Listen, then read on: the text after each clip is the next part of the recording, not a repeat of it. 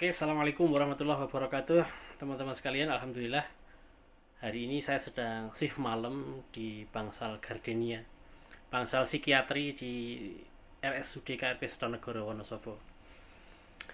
Saya mau sharing singkat ya. Jadi saya tidak ada persiapan apapun, ini langsung spontanitas dadakan aja. Ini pasiennya sudah pada istirahat. Kita biasanya mengamati lewat monitor khusus ya.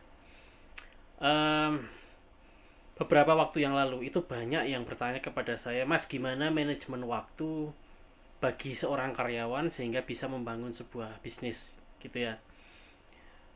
Poinnya yang ingin saya sampaikan adalah apa yang teman-teman lakukan di luar ketika tidak sedang bekerja di kantor atau di tempat kerjanya masing-masing. Nah, itulah yang akan menentukan bagaimana side hustle atau kerja sampingan itu bisa dijalankan. Kalau saya misalkan sebagai perawat ya, maka ada shift-shiftan. Kalau shift pagi berarti jam 7 sampai jam 2 saya kerja. Kalau shift sore jam 2 sampai jam 8 malam. Kalau shift malam jam 8 malam sampai jam 7 pagi. Maka gunakan waktu di luar jam kerja itu untuk upgrade diri. Ya, itu saja, simpelnya seperti itu. Kalau pengorbanan ya pasti akan ada ya, karena kita menggunakan waktu ketika orang karyawan biasa itu setelah pulang kerja itu kemudian istirahat, kita melakukan aktivitas yang ekstra untuk membangun bisnis. Kalau shift pagi berarti jam 7 sampai jam 2 kan kerja, berarti di atas jam 2 sampai malam apa yang dilakukan? Kalau saya dulu ya berjualan, membaca buku, kemudian upgrade diri, ikut berbagai workshop, ya seminar dan lain sebagainya, kemudian mempraktikkan apa-apa saja yang diketahui di dalam proses pembelajaran itu. Pasti akan ada jatuh bangun, ada pengalaman-pengalaman, ada berbagai macam hal yang itu nggak akan kita dapatkan kalau kita tidak terjun langsung ya. Mulai dari menjalin komunikasi dengan customer, menjalin komunikasi dengan supplier, ya, menghadapi kritik dari para pelanggan, menghadapi komplain dari para pembeli dan lain sebagainya. Itu akan dihadapi ya ketika awal-awal membangun bisnis. Sampai kemudian teman-teman misalkan alhamdulillah ya, mudah-mudahan teman-teman berhasil, kemudian banyak orderan masuk. Nah, orderan masuk banyak itu bukan berarti tanpa masalah, berarti waktunya akan semakin habis. Ya, karena semakin laris berarti akan packingnya semakin banyak. Dulu saya sampai pegel-pegel badan itu ya, pagi kerja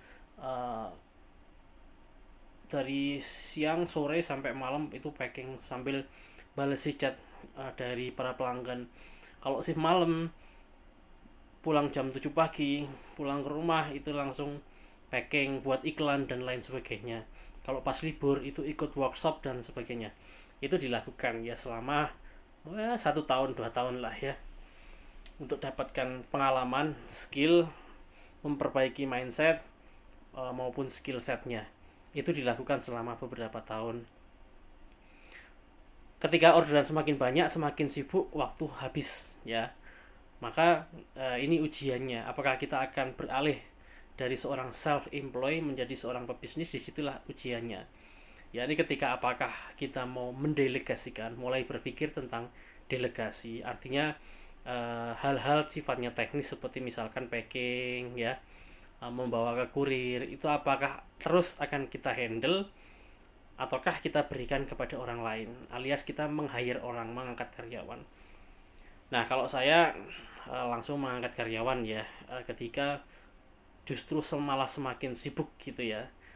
Uangnya sih dapat, profitnya dapat, cuman waktu saya habis, dan itu bukan style saya ya, gaya saya. Saya pengennya itu ya bisnis ya santai gitu ya, santai, profit dapat, keuntungan besaran gitu, pengennya seperti itu. Nah, makanya leverage-nya, daya ungkitnya itu adalah dengan menggunakan waktu orang lain. Menggunakan waktu orang lain berarti kita meng-hire, menggaji karyawan.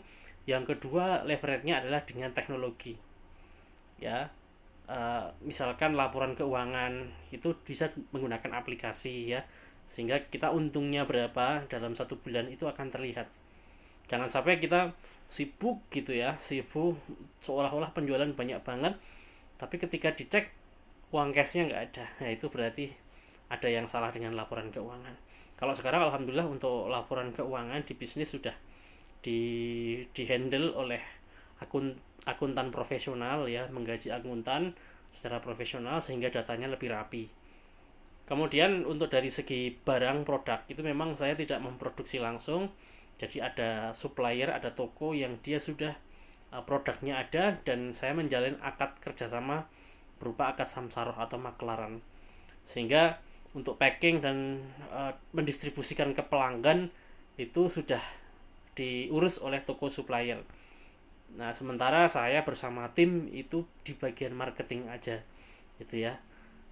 Dan saya memang ada beberapa 4 karyawan ya, 1 di bidang finance keuangan yang mengatur keuangan, 3 itu di bidang sosial media marketer. Nggak banyak tetapi profitnya alhamdulillah banyak. Jadi teman-teman kalau misalkan sebagai karyawan mau mencoba untuk membangun side hustle bisnis apapun itu, maka perhatikan betul waktu yang digunakan di luar ketika kerja ya, itu sangat penting ya. Ya memang harus berlelah-lelah dulu ya, 1 tahun 2 tahun mungkin sampai 3 tahun 4 tahun senantiasa mengupgrade diri. Jangan sampai dapat pengalaman buruk, misalkan jualan nggak ada yang beli kemudian berhenti ya. Kalau saya dulu juga mengalami berkali-kali ya, berjualan nggak ada yang beli, produknya numpuk di rumah dimakan sendiri, akhirnya sampai disedekahkan ya, dibagi-bagikan ke musola atau masjid, teman-teman di masjid gitu ya. Nah sambil terus mengupgrade, mengevaluasi apa sih yang membuat kemudian tidak laku gitu ya. Jadi dari segi ikhtiar usaha, prinsip kausalitasnya ya, sebab akibat hal-halnya ya, itu harus diusahakan ya. Kalau mau banyak jualannya berarti kita harus memperbanyak database market. Kita mengevaluasi teknik-teknik copywriting yang kita pakai. Kalau ada yang bertanya-tanya, kita gunakan teknik closing yang ciamik sehingga bisa terjadi sales penjualan gitu. Nah itu yang dilakukan oleh teman-teman, alhamdulillah. Bagi saya itu kemudian bisa side hustle itu bahkan bisa menjadi main hustle ya, jadi apa namanya, income utama, karena memang alhamdulillah ya, income saya di bisnis itu bisa 5 kali lipat dari gaji sebagai seorang karyawan. Tapi tentu saja kita tetap, kalau sebagai karyawan ya harus dipenuhi kan akad-akadnya sebagai seorang karyawan, ada jam kerja dan sebagainya. Kecuali kalau teman-teman misalkan memang sudah matang ya di bisnisnya, ya nggak masalah gitu ya.